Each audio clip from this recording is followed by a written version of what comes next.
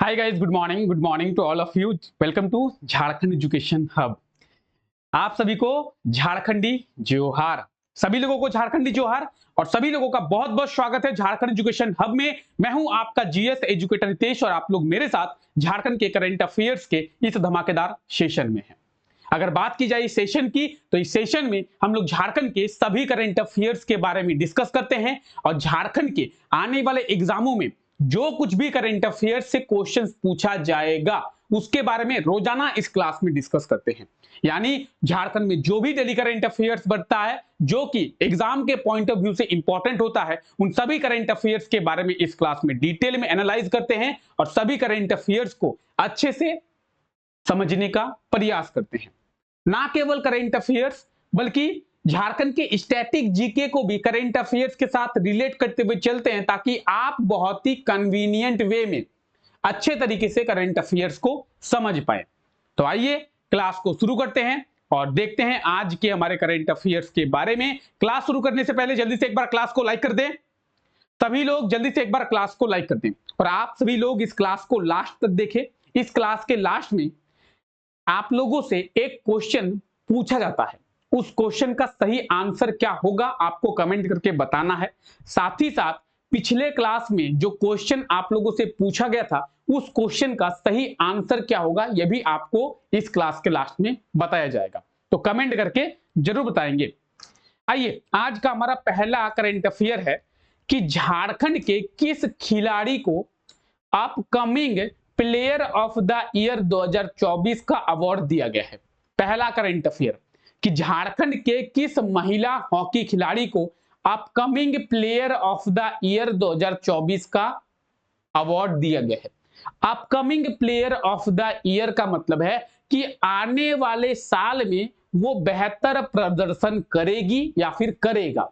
जिस प्लेयर को ये अवार्ड दिया जाता है उसका मतलब है कि आने वाले साल में उसका प्रदर्शन जो है वो बहुत ही अच्छा देखने को मिलेगा क्योंकि वो प्लेयर धीरे धीरे अपने आप को इंप्रूव कर रहा है। ठीक है, कोई प्लेयर जब धीरे धीरे अपने आप को इंप्रूव करता है तो हम लोग क्या सोचते हैं कि आने वाले टाइम पे ये जो है अच्छा इंप्रूव करेगा और अपने अच्छा जो है प्रदर्शन करेगा। तो उसी प्लेयर को upcoming player of the year का अवार्ड दिया जाता है। झारखंड की महिला हॉकी खिलाड़ी है दीपिका सोरेन। हालांकि निक्की प्रधान की बात करें, सलीमा टेटे की बात करें, संगीता कुमारी की बात करें, दीपिका सोरेन की बात करें, ब्यूटी डुंगडुंग की बात करें, महिमा टेटे की बात करें, ये सभी लोग झारखंड की हॉकी खिलाड़ी है। लेकिन इन सब में भी दीपिका सोरेन को upcoming player of the year 2024 का पुरस्कार दिया गया है। यानी ऑप्शन की अगर बात करें तो option D will be right answer. Deepika Soren क्या होगा सही आंसर? दीपिका सोरेन। ठीक है, अब देखेंगे झारखंड की महिला हॉकी खिलाड़ी दीपिका सोरेन को upcoming player of the year 2024 का पुरस्कार दिया गया है। इन्हें 10 लाख की राशि देकर इस सम्मान से सम्मानित जो है वो किया गया है। कितनी? 10 लाख की राशि देकर इन्हें इस सम्मान से सम्मानित किया गया है।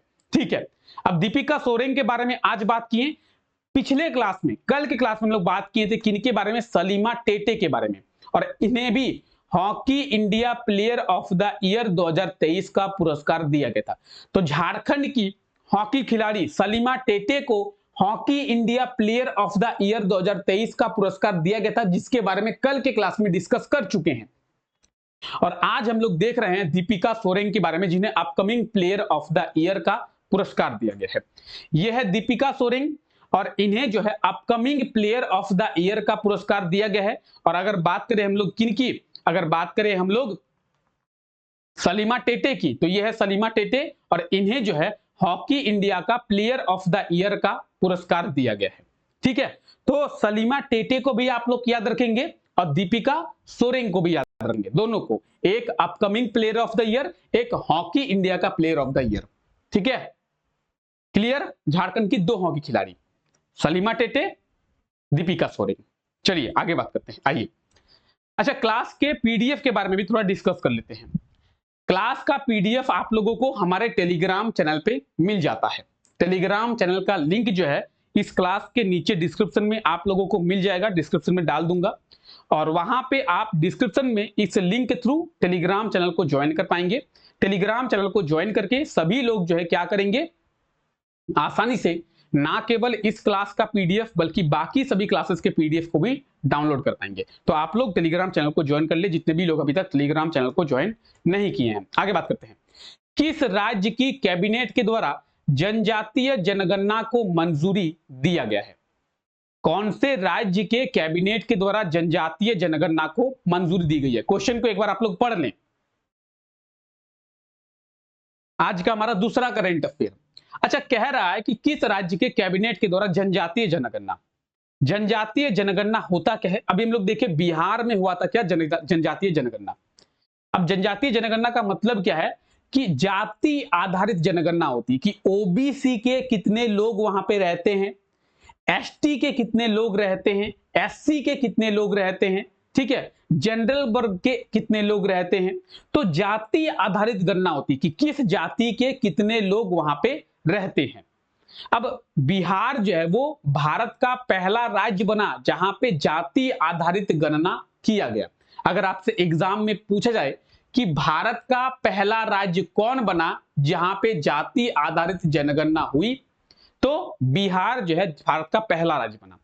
अब जो है बिहार के बाद झारखंड सरकार के द्वारा भी, झारखंड कैबिनेट के द्वारा भी जाति जनगणना की मंजूरी दी गई है, यानी अब झारखंड में भी जातीय जनगणना होगी। ठीक है, ऑप्शन की बात करें तो अपना झारखंड बिल्कुल सही आंसर हो जाएगा, ऑप्शन ए। क्या होगा सही आंसर? ऑप्शन ए अपना झारखंड। झारखंड सरकार के द्वारा भी जाति आधारित जनगणना की मंजूरी दी गई है। ठीक है, तो झारखंड कैबिनेट के द्वारा जातीय जनगणना की मंजूरी दी गई है। 2011 के जनगणना के अनुसार झारखंड की जो जनसंख्या थी वो 3.29 करोड़ थी। इसको भी याद रखें कि 2011 की जनगणना के अनुसार झारखंड का पॉपुलेशन कितना था? 3.29 करोड़। हो सकता है कि एग्जाम में पूछा जाए, क्योंकि अभी तो सेंसस हुआ नहीं है, जनगणना हुई नहीं है, तो झारखंड का एग्जैक्ट पॉपुलेशन हमें पता नहीं है। तो पॉपुलेशन आप लोगों से 2011 के जनगणना के अनुसार ही पूछा जाएगा। तो आप लोग याद रखें 2011 के जनगणना के अनुसार झारखंड में 3.29 करोड़ पॉपुलेशन था। हालांकि अभी तो बहुत अधिक बढ़ गया होगा, लेकिन एग्जैक्ट डाटा हमें पता नहीं है। ठीक है, आइए आगे बात करते हैं। झारखंड के किस व्यक्ति को क्या फोर्ब्स के 30 अंडर 30 की सूची में शामिल किया गया है? फोर्ब्स क्या है? एक रेटिंग एजेंसी है, आप लोगों को पता होगा। तो आज का हमारा तीसरा करंट अफेयर देखें कि फोर्ब्स के 30 अंडर 30 की सूची में किस व्यक्ति को शामिल किया गया है? सही आंसर हो जाएगा प्रमोद प्रिय रंजन, ऑप्शन ए। प्रमोद प्रिय रंजन जो कि रांची के रहने वाले हैं और इन्हें जो है फोर्ब्स के 30 अंडर 30 की सूची में शामिल किया गया है। अच्छा, 30 अंडर 30 का मतलब क्या है? 30 वर्ष से कम उम्र के 30 लोग, 30 अंडर 30 यानी 30 वर्ष से कम उम्र के 30 लोग, उसमें प्रमोद प्रिय रंजन को शामिल किया गया है झारखंड से। ठीक है, तो ऑप्शन ए बिल्कुल सही आंसर हो जाएगा। और आप यहां पे डिटेल्स देख सकते हैं। हालांकि अगर किसी को नोट्स वगैरह बनाना है तो इसका स्क्रीनशॉट ले सकते हैं, बाकी इसका पीडीएफ भी आप लोगों को मिल जाएगा। ठीक है, चलिए प्रमोद प्रिय रंजन, तो ये है प्रमोद प्रिय रंजन, रांची के रहने वाले हैं। और बात करेंगे इन्हें किस कैटेगरी में? स्पेशल मिशन कैटेगरी में, स्पेशल मिशन कैटेगरी में, स्पेशल मिशन कैटेगरी में फोर्ब्स के द्वारा 30 अंडर 30 की सूची में शामिल किया गया है। ठीक है, नोट्स वगैरह आप लोग बना लेंगे खुद से, पीडीएफ आपको टेलीग्राम चैनल पे मिल जाएगा। चलिए आगे बढ़ते हैं। हाल ही में झारखंड के किस जिले में खुदाई से पुराना शिव मंदिर मिला है? झारखंड के किस जिले में खुदाई की गई है और पुराना शिव मंदिर मिला है? चलिए बात करते हैं इसके बारे में। देखिए, जियोलॉजिकल सर्वे ऑफ इंडिया की बात करें तो जियोलॉजिकल सर्वे ऑफ इंडिया, जिसे हम लोग GSI के नाम से जानते हैं, जियोलॉजिकल सर्वे ऑफ इंडिया, इसके द्वारा झारखंड के गुमला जिले में खुदाई की गई। गुमला में कहा? नवरत्नगढ़। नवरत्नगढ़ का किला आप लोगों को पता होगा, तो गुमला जिले में है नवरत्नगढ़ का किला, वहीं पे खुदाई की गई और वहां पे एक पुराना शिव मंदिर मिला है। तो अगर आपसे पूछा जाए कि किस जिले में पुराना शिव मंदिर मिला है, तो गुमला जिले में। यानी आंसर की बात करें तो ऑप्शन सी बिल्कुल सही आंसर हो जाएगा, गुमला। किसके द्वारा? तो GSI यानी जियोलॉजिकल सर्वे ऑफ इंडिया के द्वारा ये खुदाई गुमला जिले में की गई है। ठीक है, कैसा मंदिर मिला है इसके बारे में बात करेंगे। पूरा साबुत मंदिर नहीं मिला है, उसका कुछ स्ट्रक्चर मिला है। अब ये मंदिर जियोलॉजिकल सर्वे ऑफ इंडिया कह रही है कि ये जो मंदिर है ये 355 साल पुराना है।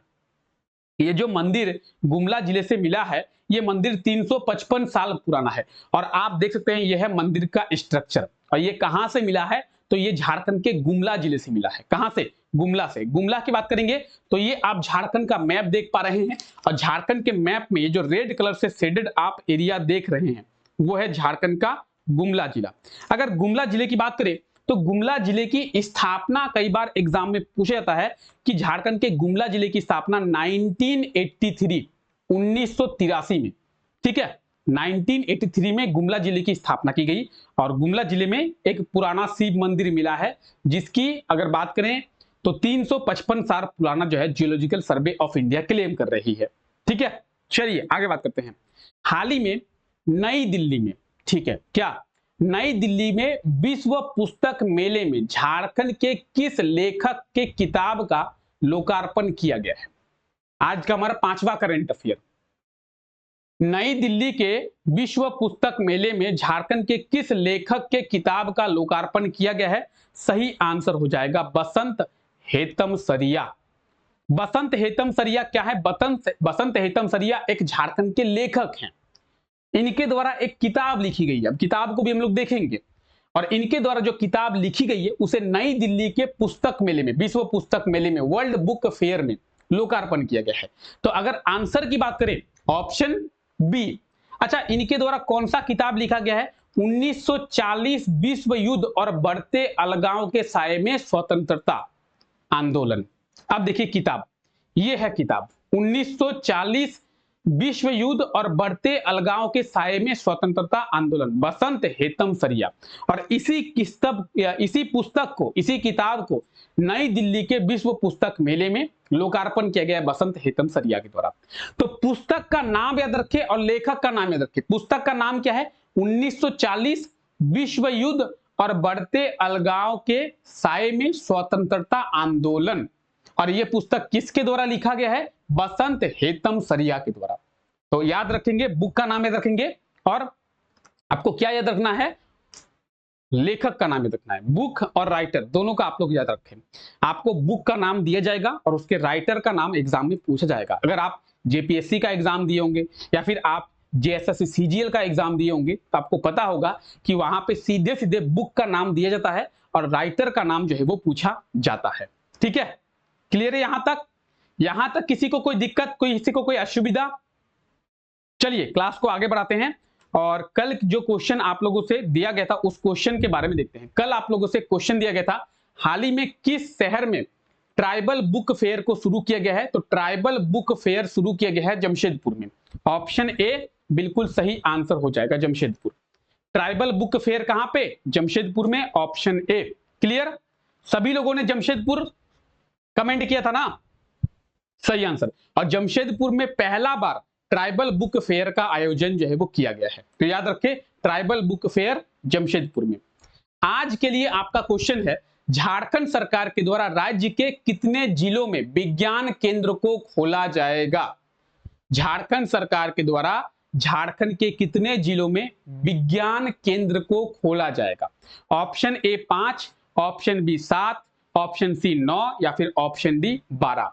5, 7, 9, 12 क्या होगा सही आंसर? ए, बी, सी या डी? तो झारखंड के कितने जिलों में विज्ञान केंद्र खोला जाएगा? जल्दी से एक बार कमेंट करके आप लोग बता देंगे कि क्या होगा सही आंसर। ठीक है, चलिए जल्दी से एक बार क्लास को लाइक कर दें सभी लोग। और जितने भी लोग पहली बार इस क्लास को देख रहे हैं या फिर हमारे चैनल पे पहली बार विजिट किए हैं, चैनल को सब्सक्राइब करना ना भूले, साथ ही साथ बेल आइकन को भी प्रेस करें ताकि हमारे लेटेस्ट क्लासेस के नोटिफिकेशन आप लोगों को मिल पाए। तो चलिए आज के इस क्लास को यहीं तक रखते हैं। आप सभी लोगों का बहुत बहुत शुक्रिया इस क्लास का हिस्सा बनने के लिए। मिलते हैं आप लोगों से नेक्स्ट क्लास में, तब तक के लिए thank you, take care, bye bye.